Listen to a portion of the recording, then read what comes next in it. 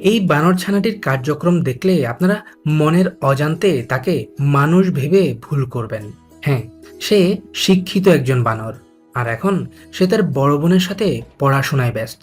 বেশ কয়েক ঘন্টা মনোযোগ দিয়ে পড়াশোনা করার পর এখন যে তার অসম্ভব রকমের ক্ষুধা পেয়েছে, যার কারণে সে তার বড় বোনকে টেনে এনে তাকে খাবার দিতে বলল।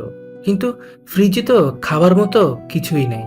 যা দেখে দুষ্ট বানর ছানাটি লাফিয়ে উঠে হাঁড়ি পাতিলে খাবার খুঁজতে লাগলো।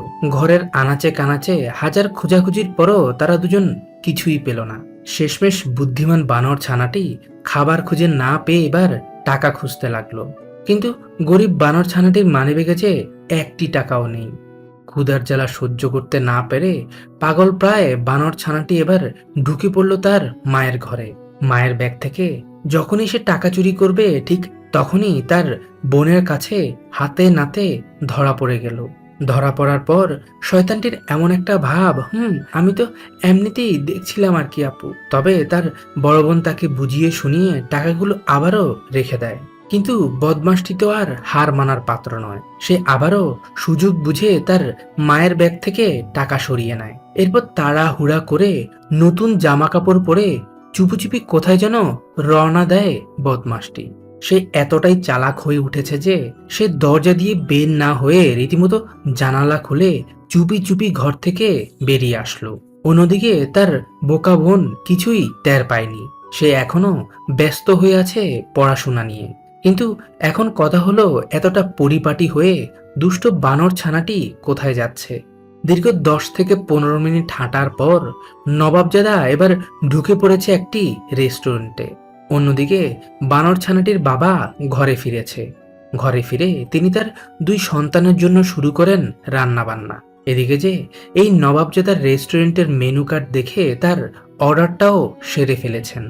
কিছুক্ষণের মধ্যে খাবার এসে হাজির।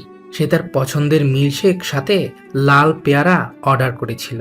তড়িঘড়ি করে খাবার খেয়ে সে এবার রওনা দিল বাড়ির উদ্দেশ্যে। তবে বদমাশ হলেও বানর ছানাটি বিল পরিশোধ করতে একদমই ভুলেনি। রেস্টুরেন্ট থেকে বের হয়ে সে এবার দিল এক ভোঁদড়। কিন্তু ওদিকে যে ব্যক্তিটি খাবার তৈরি করে হাতে নিয়ে রীতিমতো ঘরের আনাচে কানাচে খুঁজে যাচ্ছে বানর ছানাটিকে। আর এই দৃশ্যটি বাড়িতে পৌঁছাতে কিছুটা দূর থেকে দেখে ফেলে বদমাসটি। এরপর সে দরজা দিয়ে ঘরে না ঢুকে লুকিয়ে জানালা দিয়ে ঘরে প্রবেশ করলো। ঘরে ঢুকতেই দুষ্ট বানর ছানাটি প্রথমে তার মানিব্যাগটি খুলে চাদরের নিচে লুকিয়ে দিল।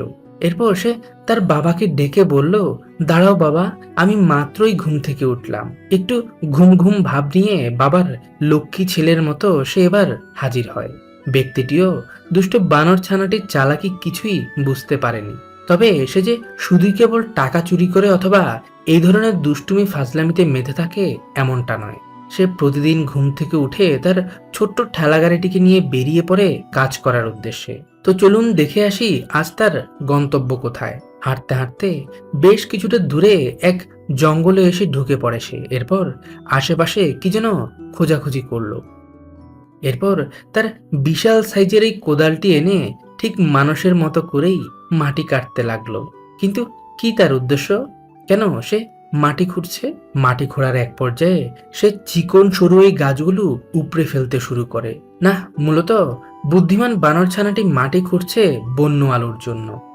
একটি গাছ থেকে আলু বের করতে বানর ছানাটির সময় লেগেছে প্রায় 40 থেকে 50 মিনিট। তবে কাজের ফাঁকে ফাঁকে কিছুক্ষণ বিশ্রামও নিয়েছে সে। টানা 3 থেকে 4 ঘন্টার অক্লান্ত পরিশ্রমের পর বানর ছানাটি বেশ কয়েকটি গাছের নিচ থেকে সংগ্রহ করে অনেকগুলো আলু। এরপর সে আলুগুলো এক এক করে তার ছোট্ট ঠেলাগাড়িতে নিয়ে রওনা দিল বাজারের উদ্দেশ্যে।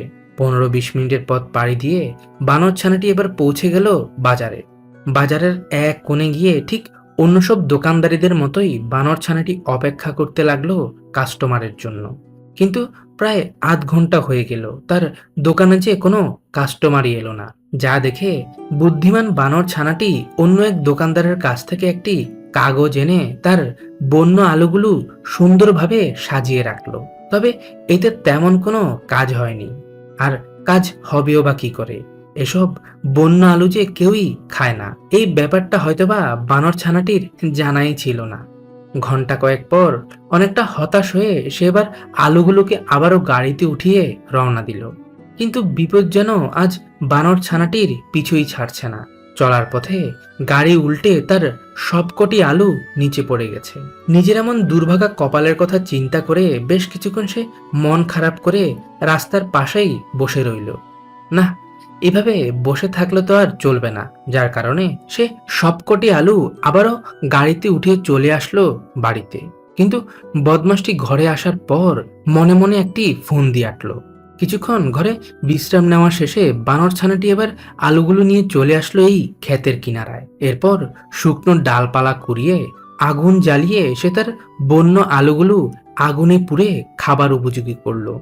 তারপর বদমাসটির সবকটি পোড়া আলু গাড়িতে নিয়ে ফুরফুর করে চলে আসলো তার বন্ধুর কাছে। অখাদ্যগুলো আগুনে পুড়ে তার বন্ধুকে খাইয়ে যেন শান্তি পেল সে। তবে আজ সে বের হয়েছে তার পোষা গরুগুলোর জন্য ঘাস কাটতে। বন্ধু ছাগল ছানাটিকে সাথে করে আজও সে ঢুকে পড়ল সেই বনের মাঝে। বনে ঢুকতেই চালাক বানর ছানাটি ছাগলটিকে কিছু ঘাস লতাপাতার সামনে শক্ত পোক্ত করে বেঁধে রাখলো, আর সে তার ধারালো কাঁচে নিয়ে লেগে পড়ল ঘাস কাটতে। তার ছোট্ট হাতের জাদুতে ঘন্টা কয়েকের মধ্যে সে অনেকগুলো ঘাস কেটে স্তূপ করলো গাড়ির উপর। কিন্তু ছাগল ছানাটিকে ঘাস খেতে দেখে তার বন্ধু বানর ছানাটি বসে বসে তার জন্য কিছুক্ষণ অপেক্ষা করলো। 15 থেকে 20 মিনিট পর তারা দুজন এবার রওনা দিল বাড়ির উদ্দেশ্যে। কিন্তু কিছুটা পথ আসার পর বানর ছানাটি রাস্তার ধারে একটি ব্যাগ খুঁজে পায়, যা দেখে বানর ছানাটি চট করে লাফিয়ে উঠে ব্যাগটি হাতে তুলে নেয়। এরপর সে টানা হেঁচড়া করে ব্যাগের চেন খুলতেই সে দেখতে পায় অনেকগুলো টাকা। লুভি বানর ছানাটি টাকাগুলো পেয়ে মনে মনে বেশ খুশি। টাকা দেখতেই তড়িঘড়ি করে এসে ব্যাগের চেন লাগিয়ে পালাতে লাগলো। কিন্তু কিছুটা সামনে আসতে কে জানি কি মনে করে সে রাস্তার এক পাশে বসে পড়েছে। এরপর সে তার বন্ধুকে ঘাস লতাপাতা খেতে দিয়ে ব্যাগটি হাতে নিয়ে সে কি যেন ভাবছে। তার মতিগতি দেখে কেন জানি আমার মনে হচ্ছে সেই টাকাগুলো নিয়ে আবারও সেই রেস্টুরেন্টেই যাবে। কিন্তু হতভাগা বানর ছানাটির আশা যে পূরণ হলো না। একজন ভদ্র মহিলা স্কুটি দিয়ে যাওয়ার পথে বানর ছানাটিকে দেখে দাঁড়িয়ে পড়ল। এরপর সে বানর ছানাটিকে বলল, এই ব্যাগটি আমার।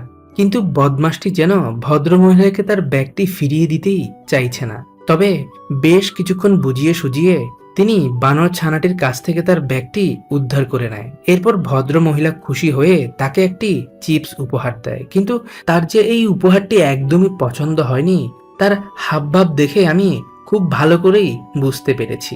দুষ্টু মিষ্টি এই বানর ছানাটির অন্য পর্বগুলো দেখে না থাকলে এখনই বাম পাশে ক্লিক করুন।